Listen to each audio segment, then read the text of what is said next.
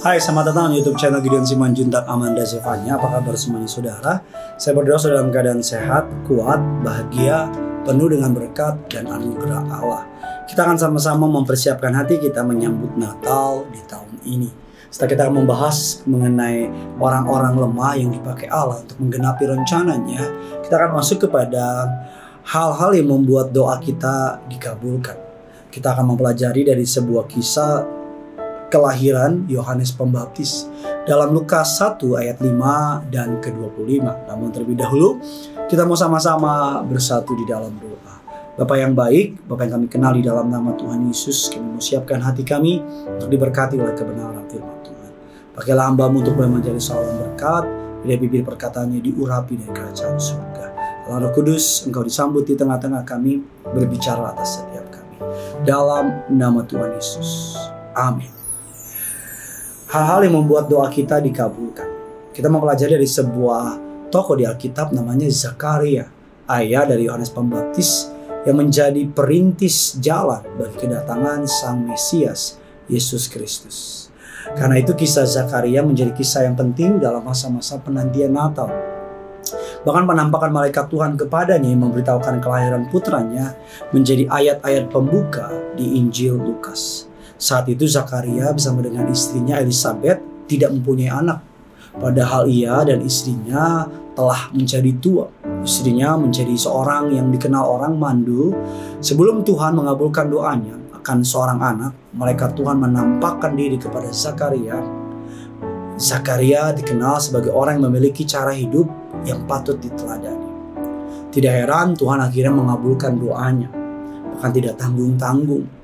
Bukan hanya memberikan keturunan, tapi memberikan seorang pendahulu, Sang Mesias, Juru Selamat dunia. Tuhan tuh selalu kayak begitu. Kalau jawab doa kita, dia gak pernah sekedar menjawab doa kita, tapi dia mau lebih dari sekedar menjawab doa kita. Allah bermain di esensi, di rasa, di kualitas.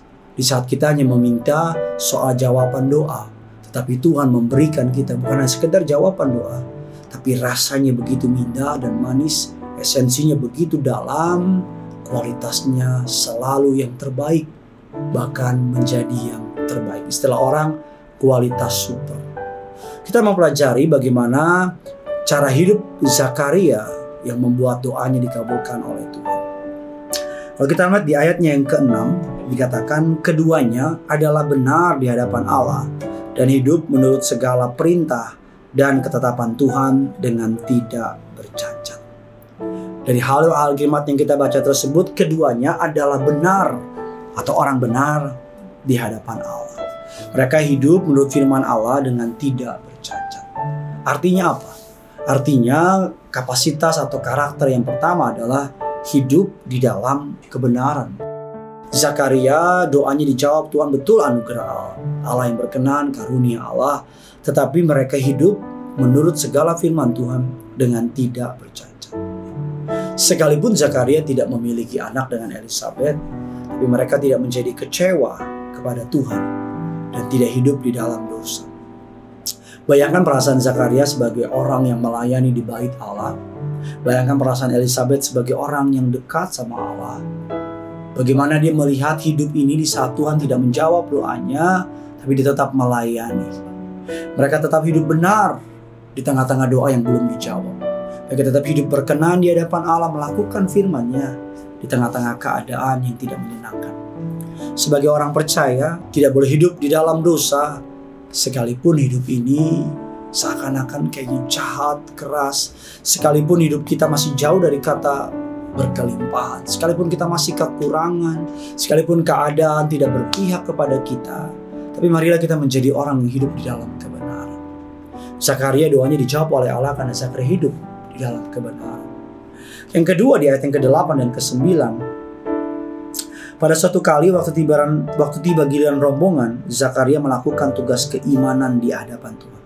Sebab ketika diundi sebagaimana lazimnya untuk menentukan imam yang bertugas, dialah yang ditunjuk untuk masuk ke dalam bait suci dan membakar ukupan di situ. Yang kedua adalah Zakaria tetap setia dengan tugas pelayanan yang Tuhan percayakan. Zakaria adalah seorang imam yang sewaktu-waktu bertugas di bait suci.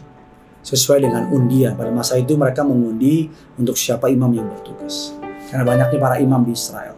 Maka tidak bisa semua orang melayani secara bersama-samaan. Jadi mereka harus bergantian atau bergiliran. Umumnya seorang imam mendapat giliran melayani bait suci sekali dalam setahun atau sekali dalam beberapa tahun. Tetapi banyak juga imam yang melayani di bait suci hanya sekali seumur hidupnya. Bahkan ada juga yang tidak mendapat bagian sekalipun hingga matinya. Pada masa itu Zakaria mendapat undi untuk melayani di bait Allah. Tidak diketahui sudah berapa kali Zakaria melayani di bait Allah. Ini yang pertama kali atau beberapa kali, tapi yang pasti Zakaria melayani di bait Allah sekalipun belum dikaruniai seorang anak. Zakaria tetap setia melayani Tuhan. Dia tidak menjadi kecewa sekalipun dia sudah tua. Mari kita belajar setia kepada Tuhan. Mari kita belajar tidak menjadi kecewa sekalipun pergumulan hidup yang sedang kita alami, sekalipun tantangan hidup yang sedang kita alami, hendaknya tidak mengurangi kesetiaan kita dalam melayani Tuhan. Yang ketiga, yang terakhir, di ayat yang ke-13. Tapi malaikat itu berkata kepadanya, "Jangan takut, hai Zakaria, sebab doamu telah dikabulkan, dan Elisabet istrimu akan melahirkan seorang anak laki-laki bagimu, dan haruslah engkau menamai dia Yohanes." Yang ketiga, yang terakhir, doanya dijawab Tuhan karena Zakaria berdoa secara tekun. Ketika Zakaria menjalankan tugas membakar ukupan, lambang doa dan untuk umat, tiba-tiba seorang malaikat menampakkan diri kepadanya dan berkata bahwa doanya sudah dikabulkan Tuhan. Istri akan mengandung dan melahirkan seorang anak, dan dia harus menamainya Yohanes. Dia yang terkenal dengan istilah Yohanes Pembaptis, Yohanes yang mau menjadi perintis jalan bagi Mesias. Rupanya kita tahu dari ayat yang kita baca, Zakaria sudah lama berdoa bagi kelahiran seorang anak. Tentu sebagai imam pada saat itu juga ia sedang berdoa bagi umat Israel, tapi saya percaya dia juga pasti berdoa untuk dirinya sendiri. Saya suka sekali kata malaikat itu tersebut bahwa doanya telah dikabulkan Allah. Itu berarti bahwa selama ini dia bergumul dalam doa, Tuhan mendengar. Dia tekun berdoa, Tuhan mendengar. Sekalipun sepertinya mustahil, tapi usianya sudah menjadi tua, istrinya mandul, Zakaria tetap setia berdoa. Tidak heran Tuhan mengaruniakan bukan hanya seorang anak, tapi Yohanes Pembaptis. Tuhan ingin kita tetap bertekun di dalam doa-doa kita. Sampai kapan? Sampai tiba waktunya, Ia akan menjawab doa kita. Bagikan kabar baik ini kepada orang-orang di sekitar saudara, agar saudara dan saya tetap setia mengikuti jalan Tuhan. Tuhan Yesus mengasihi saudara. Ku pandang wajah-Mu dan berseru, pertolonganku datang dari-Mu. Peganglah tanganku, jangan lepaskan. Kaulah harapan dalam hidupku. Ku pandang wajah-Mu dan berseru,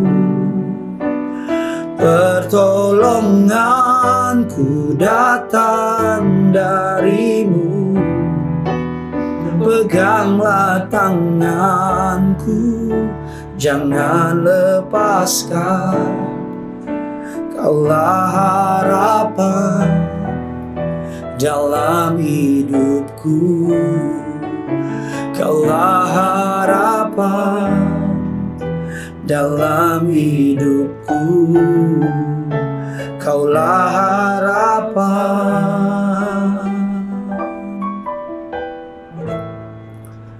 dalam hidupku.